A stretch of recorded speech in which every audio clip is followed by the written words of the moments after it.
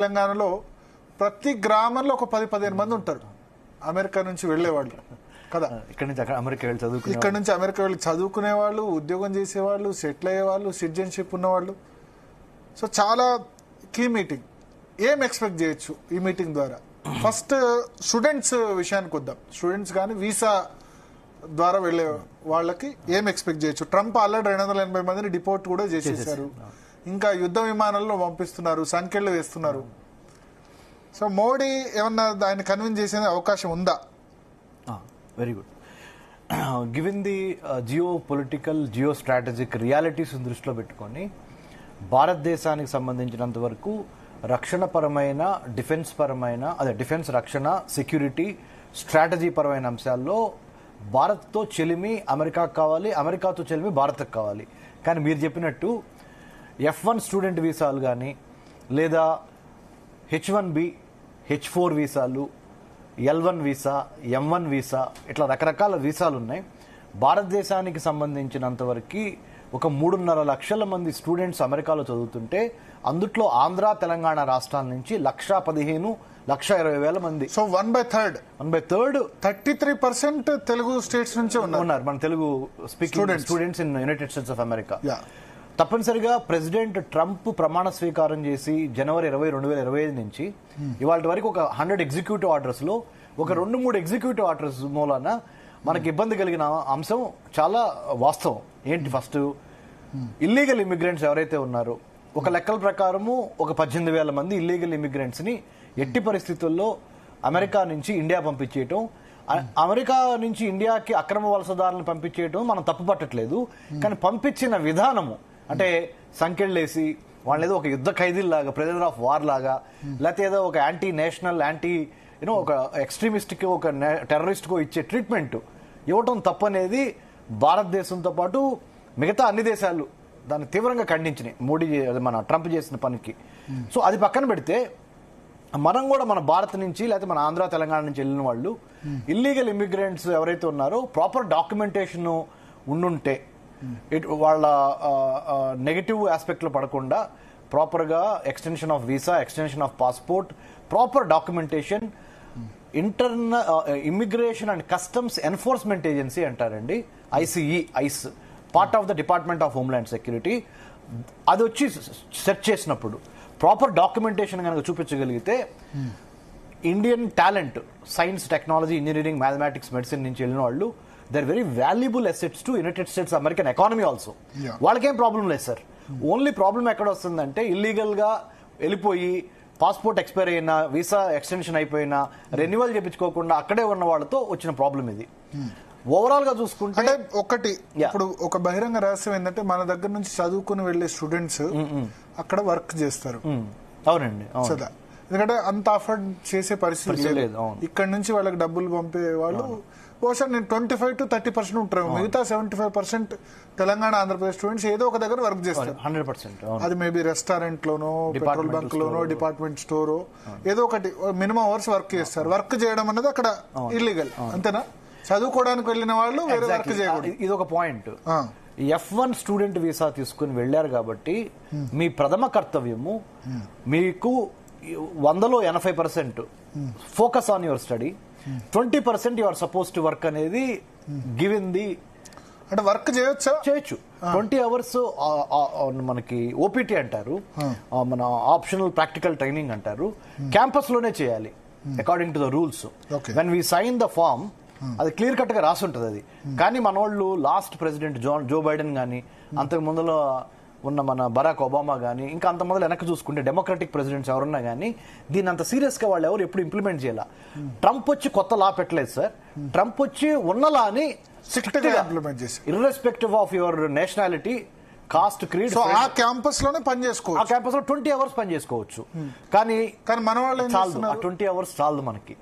మనము అదే సార్, నేను తెలుగు ద్వారా సార్, మీ ద్వారా నేను మన 2 రాష్ట్రాల తెలుగు ప్రజలకు చెప్పేది, అమెరికాలో చదువుకోవటానికి United States India education foundation ఇచ్చే మెరిట్ స్కాలర్షిప్స్ ఉన్నాయి.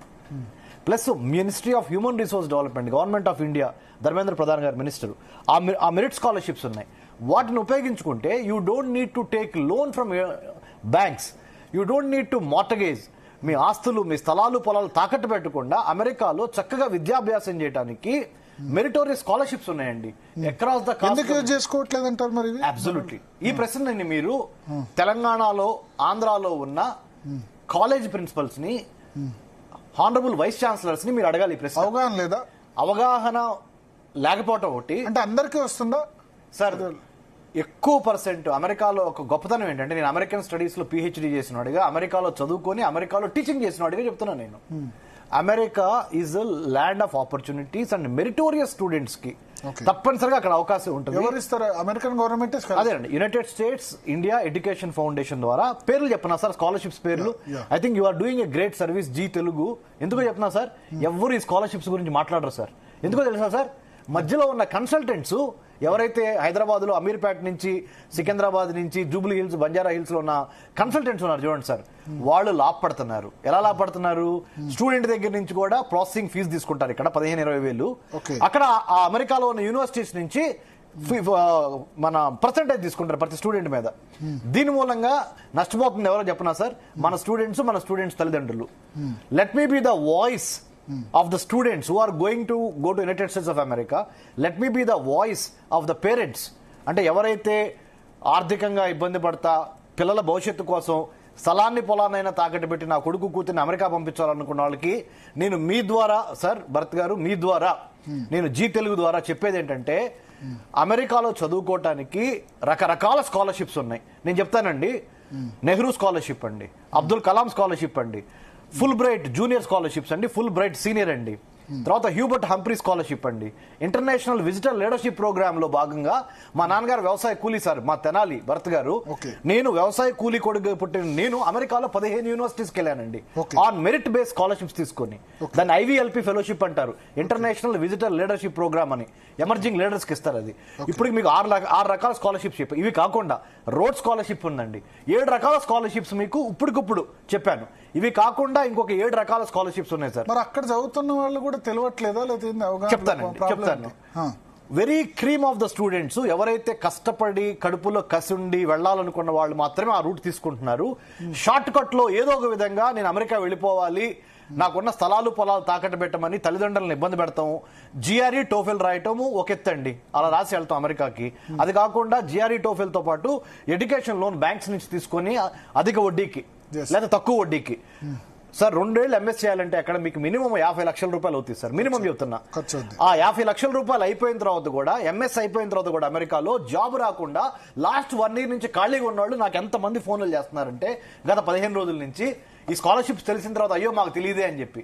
దయచేసి మాది ఒక నాట్ ఫర్ ప్రాఫిట్. F1 వీసాతో వెళ్ళి ఎడ్యుకేషన్ కంప్లీట్ అయిన తర్వాత అక్కడే ఉండొచ్చా? జాబ్ ఆపర్చునిటీస్ అక్కడ వెతుక్కోవచ్చండి, తప్పనిసరిగా వెతుక్కోవచ్చు. H1Bకి అప్లై చేయొచ్చు. తర్వాత మీరు American rules and regulations follow అవుతా ICE, immigration and customs enforcement agency యొక్క బ్యాడ్ బుక్స్ లో ఉండకుండా ఎవ్రీథింగ్ అఫీషియల్ గా వెళ్తే, మెరిట్ స్కాలర్షిప్ కొట్టుకొని వెళ్తే రైట్ రాయల్ గా అమెరికన్ గవర్నమెంట్ మీకు వెల్కమ్ చేస్తుంది. దాంతో పాటు భరత్ గారు మళ్ళీ స్కాలర్షిప్ చేయడం ద్వారా మన చదువుకు ఖర్చు 100% ఖర్చు తగ్గుద్ది. స్టే వరకు పెట్టుకోవచ్చు. మన సాయి కుమార్ 20 గంటలు సరిపోద్ది. మన సాయి కుమార్ రెడ్డి గారు అని ఒక అబ్బాయి పాపం ఆత్మహత్య చేసుకున్నాడు సార్ అమెరికాలో. మేజర్ రీజన్ ఏంటో తెలుసా సార్? ఆర్థిక ఇబ్బందులు. ఎస్పెషల్లీ బ్యాంక్స్ దగ్గర నుంచి లోన్లు తీసుకొని అక్కడికి వెళ్తాం. ఎంతమంది మాకు మెసేజ్లు పెడుతున్నారంటే, సో దయచేసి సార్ ఆంధ్రప్రదేశ్ గవర్నమెంట్, తెలంగాణ రాష్ట్ర ప్రభుత్వము మీ జీటీ తెలుగు ద్వారా సార్ ఒక విన్నపం ఏంటంటే, ఒక టాస్క్ ఫోర్స్ ఏర్పాటు చేయండి. ఆంధ్రప్రదేశ్ రాష్ట్ర ఉన్నత విద్యా మండలి, తెలంగాణ రాష్ట్ర ఉన్నత విద్యా మండలి ప్రొఫెసర్ బాలకృష్ణారెడ్డి గారు, ఆయన మనకి ఇప్పుడు ఇక్కడ ఉన్నారు సార్, చాలా మంచివారు. నేను ఆయనతో కలిసి పనిచేస్తా ఉంటాను.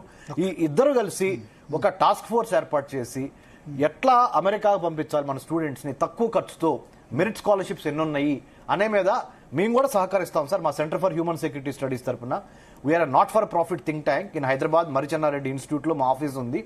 మేము not for profit పనిచేస్తున్నామండి.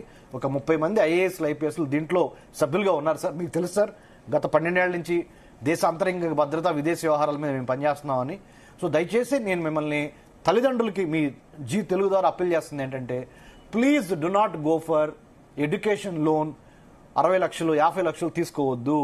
Merit scholarship ఉపయోగించుకోండి. అమెరికా కాకుండా Bharat sir, Norway, Sweden, Israel, Turkey, Australia, UK, Canada ఈ కంట్రీస్ లో చదువుకోవటానికి 15 దేశాలతో భారతదేశ మానవ వనరుల మంత్రిత్వ శాఖ MHRD గవర్నమెంట్ ఆఫ్ ఇండియా, మీరు ఢిల్లీలో చాలా కాలం మీరు పనిచేశారు సార్, శాస్త్రి భవన్ మన ఇండియా గేట్ దగ్గర సార్.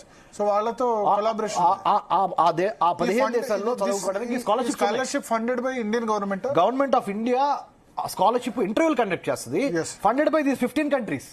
ఆ కంట్రీస్ వాళ్ళే ఇస్తున్నారు, వాళ్ళే scholarship sir. Tuition fee, medical, flight ticket, stipend, everything is covered under the scholarship sir. Okay, kindly అంటే ఇప్పుడు తెలంగాణ, ఆంధ్రప్రదేశ్ కూడా ఓవర్సీస్ స్కాలర్షిప్ అని వాళ్ళు కూడా పెట్టారు. సరిగ్గా ఇంప్లిమెంట్ కావట్లేదు, చాలా తక్కువ అమౌంట్ సార్, చాలా తక్కువ మంది కవర్ అవుతుంది సార్.